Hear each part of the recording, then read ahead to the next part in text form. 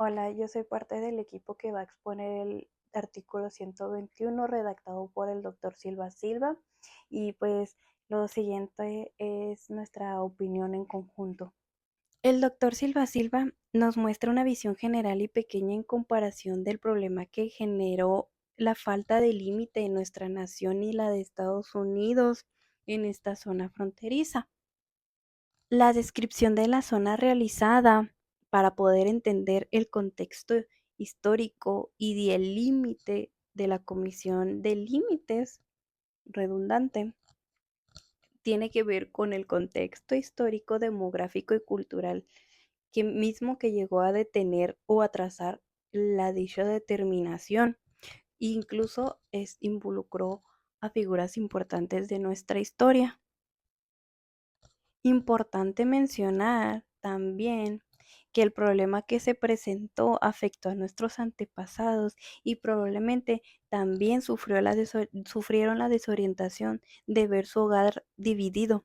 Dichas cuestiones en la actualidad podrían no verse, o al menos no como en aquella época. Dicho problema se ocasionó por una mala redacción e interpretación de aquel traicionero a la patria silencioso llamado Guadalupe Hidalgo, al simplemente poner como límite sobre un hecho natural, mismo que se convertiría en un hecho jurídico importante y trascendental.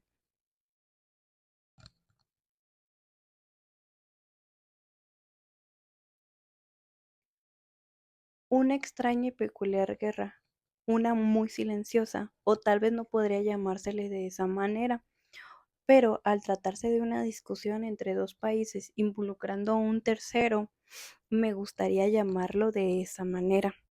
Dicha guerra límite que un río rebelde y voraz causó gran discusión.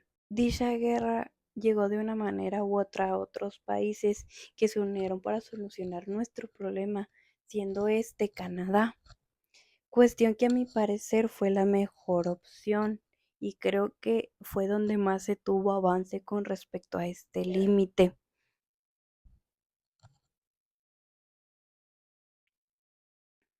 Pero la cosa es, ¿qué sabría Canadá realmente de nuestras necesidades y cuestiones culturales? Tal vez nada, pero el cuestionamiento inició a partir del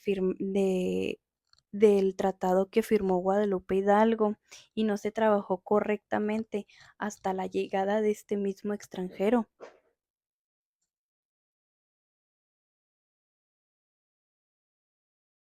Casi 70 años después.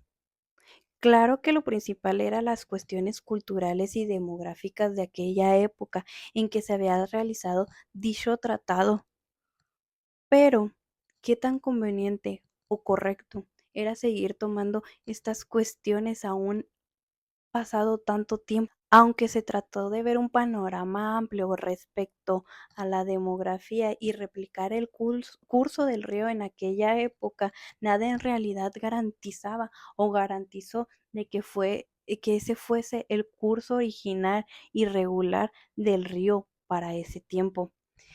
Nos acercaríamos, pero seguiría siendo un tema difícil de determinar. Gracioso e interesante que de alguna manera u otra esta discusión por el límite persiste en la actualidad.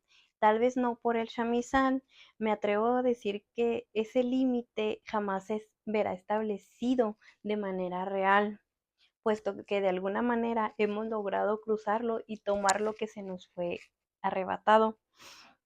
¿Será que la historia nos perseguirá hasta que se haga la justicia verdadera? Yo creo que el límite interpuesto por un traidor que poco o nada conocía del terreno, o al menos no como los habitantes de esta zona fronteriza, mantendría la disputa eterna y marcaría a Ciudad Juárez para siempre.